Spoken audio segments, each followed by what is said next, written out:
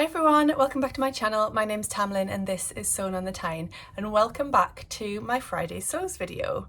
First of all, I'd just like to apologise for not putting a Friday sews up last week. The intention was completely there to do it, but we were at a wedding on the Friday and I wasn't organised enough to get it filmed in advance, and I didn't have time on the day. And then on the Saturday we went down to Manchester to meet some friends and go and see a band. And I was going to film once I got there, but you know, we were just having too much fun. So in the end, I just decided to let it go and just come back this week with a new Friday sews. So I do apologise, but I'm back now, so hopefully that's okay for you. I'll start off by telling you, well, what I'm wearing is a Tilly and the Buttons Tabitha t-shirt, and I've just got it tied up. I've just tied it up in a little knot at the front to make it more of a cropped t-shirt. This is a cotton jersey by Stoff of Denmark that I purchased from where I work, First for Fabrics, but we don't have this in stock any longer. We do have lots of other gorgeous ones, but not this exact same fabric. So to tell you what I wore at the wedding, first of all, I wore my Sicily slip dress by Sewing Masin. You may have watched a little while ago, I did a collaboration video series with Jess from So What If I Sew, and we sewed up 2 different slip dresses each. One of which was the Friday Pattern Company saltwater slip, which is that one you can see there, and the other one was the Sicily slip by Sewing Masin. And I hadn't actually hemmed this dress. It's been hanging for a little while. It's a bias cut dress, so you do need to leave it to hang overnight anyway before you hem it, but I had just left it and left it and left it. So when it came to Friday to get ready for the wedding, I needed to hem it. I didn't give myself much time, but I needed to level it off first of all. So I did that, I leveled it off with pins and then trimmed around. And then I decided to just leave it like that, and I went to the wedding with it unhemmed. Because actually now when I look at it, I don't think I've done that great a job of levelling it off. So I do need to level it off again, but it was absolutely fine. You couldn't tell it wasn't hemmed, and I got lots of lovely compliments on that dress. The fabric was a viscose satin from Rainbow Fabrics, which I absolutely adore. The dress, you'll see from the photo, is very, very low on me, and I think that's mainly because I don't have much of a chest, so there's nothing for that cowl to sort of hang on. It just sort of hangs down, so it is very low cut. So I did have to have a couple of people on nipple watch just in case I popped out at any point, but thankfully I didn't, or they didn't tell me that I did anyway. Next time I wear it, I'll probably wear some like double-sided tape just to keep it in place so I can relax. And I mean, I was very relaxed, but just so I know for definite I'm not going to pop out at any time. I do love that dress though, and I think I will make another version at some point. I felt fabulous in it. And then on the Saturday for Manchester, I wore my Rosie Sews Bridget bodysuit, which I've talked about a couple of times I think in my Friday sews, in the smiley face cotton jersey that I got from B&M Fabrics in Leeds. I felt great in this, I absolutely loved it. Obviously a completely different vibe to the wedding outfit the day before, but it was perfect for drinks and food in Manchester and then seeing a band. The only thing with the bodysuit is I need to lengthen it a little bit next time I make it, because it does sort of dig in a little bit down below. Obviously it's a bodysuit, it's a full all-in-one thing, and it is cutting into me a little bit. So I need to lengthen it by possibly an inch, maybe a little bit more, just to make it that little bit more comfortable in that area. But I absolutely do love that bodysuit too. So I have picked up a couple of fabrics this week, but I'm not going to share them in this video because I did a fabric haul video which was uploaded yesterday. So please do go and watch that if you want to see the fabrics that I have picked up recently and the sorts of plans that I intend to do with them. The sorts of things that I intend to make with them. So things that I've been sewing up this week, I've still been working on the things for my friend's wedding. Again, secret for now. I also made Taylor a bucket hat for his Jubilee party at nursery. He looked adorable in it. It's a reversible bucket hat. The pattern is by Waves and Wild and it's called the Sandcastle bucket hat. It's a free pattern, which is amazing, and it goes from baby all the way up to adult. I do encourage you to, if you get this pattern, to definitely measure the head. Don't just go with, oh, I think I'm probably this size. Definitely measure the circumference of your head and it directs you to the size to make. I did that for Taylor and it directed me to an age 2 to 4. He is not yet 2, he almost is 2, but the size is perfect for him and it's got a little bit of growing room in too. So the fabrics I used were both from First for Fabrics. One is a digitally printed Union flag fabric, and then the other side is just a plain blue cotton poplin, so it's reversible, you can wear it on both sides, but he just looks so cute. I mean, for his Jubilee party at nursery, apparently he did take it off and he wouldn't put it back on, which is fine, but he has worn it lots at home and it looks great on him and it keeps the sun off his face, which is, you know, exactly what it's there for, as well as him looking cute. So I would definitely make him another one in maybe a more subtle fabric or something a little bit different, because I don't think he's going to be wearing that one all of the time. It's more of like a celebration one. I also had my Wednesday sew tune session this week, so that's my social sewing afternoon that I host once a fortnight in Newcastle. It was amazing as always. I have such fun on those afternoons and I have a lovely group of ladies that come along to those. And this week I was working on my Paper Theory Zadie jumpsuit, so the toile that I'm making of that. Again, I recently uploaded a video which was my planning video for that jumpsuit. I'm doing a collaboration with Helen from Stitch Rip Repeat, so I wanted to crack on with that. So I managed to get it cut out in my toile fabric, and then I got quite a lot of it sewn up actually. I got the bodice mostly put together and I got the pockets inserted into the trousers and the pleats sewn into the front and back trousers.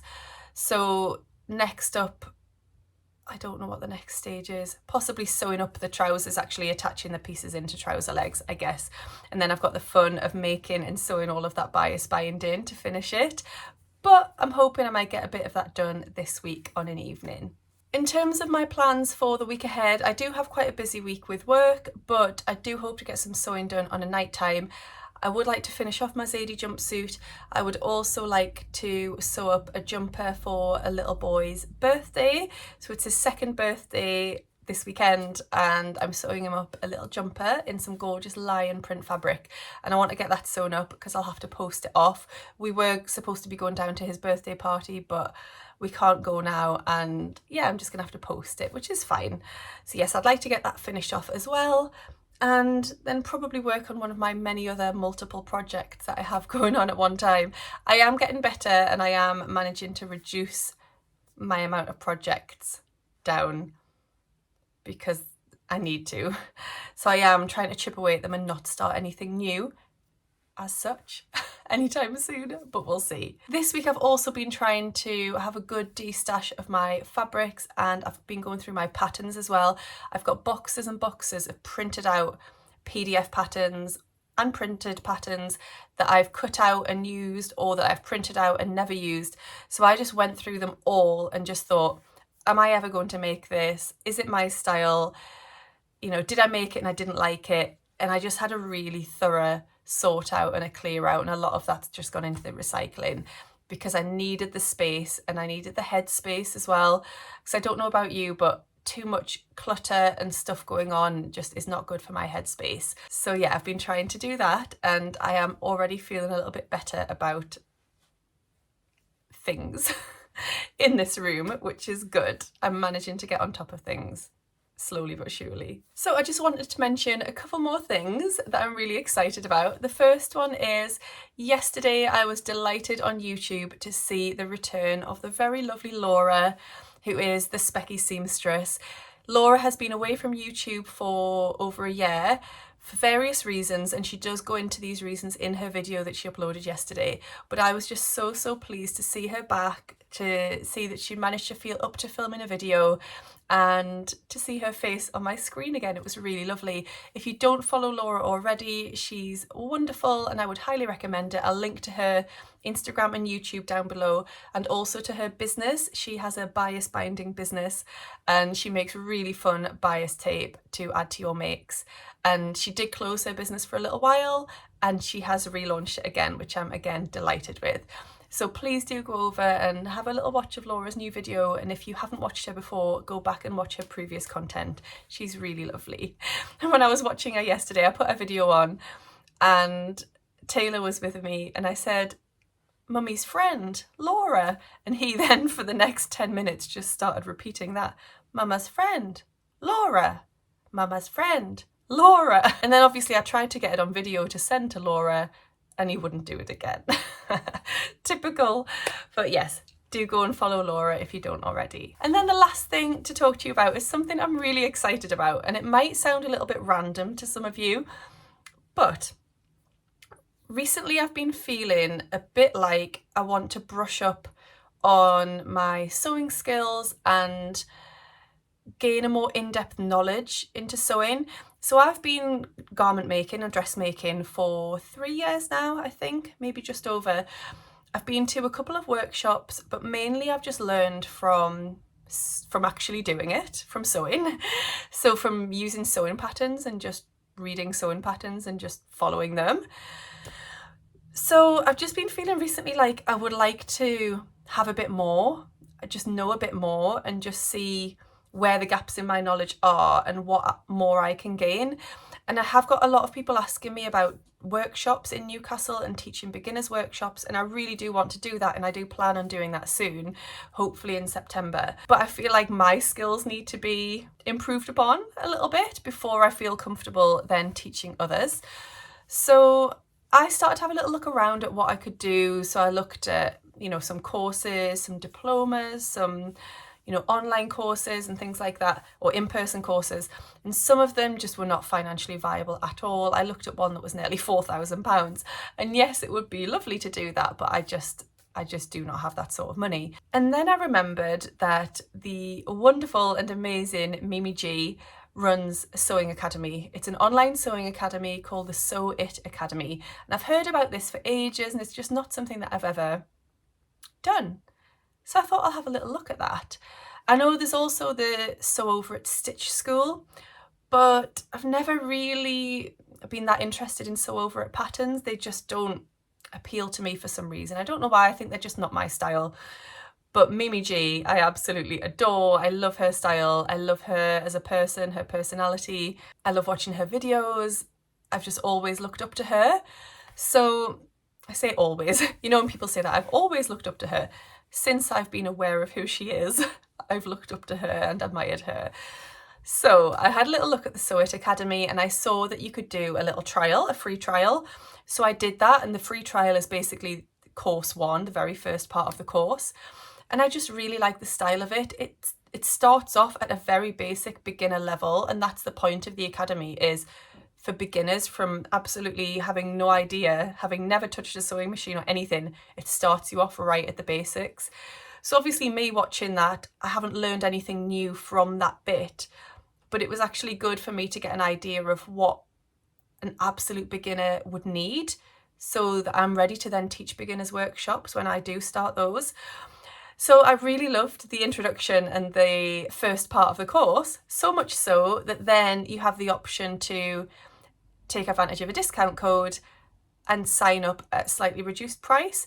So you pay a monthly price, and it's usually, I think, $11.97 American dollars a month. But then when you do the free trial, you then get it for only $9.97 a month, and that's just for the women's wear element of the course. If you want to do the menswear as well, it's a higher price, or if you just want to do the menswear instead of the women's wear, it's the same price.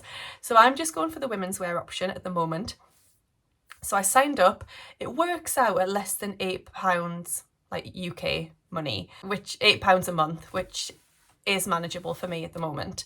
So I signed up, and then when I started to explore the course content, wow, I'm really, really, really excited about it. There's so much on there, so many different courses and content, and there's quite a bit on using commercial patterns, which is something I don't have experience of, and I really do want to have experience of, because I think it'll just broaden my knowledge and increase my skill set, and that's what I'm really excited to do.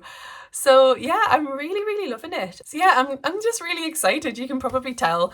And what excited me even more was the prospect of going and buying some new stationery. So I popped to a shop and I just picked up some bits. I'll just show you what I got. So I picked up a ring binder. So I'm going to make a nice little cover to go on the front of there. And then I picked up some paper. So I'm going to take all of my notes on there from the course.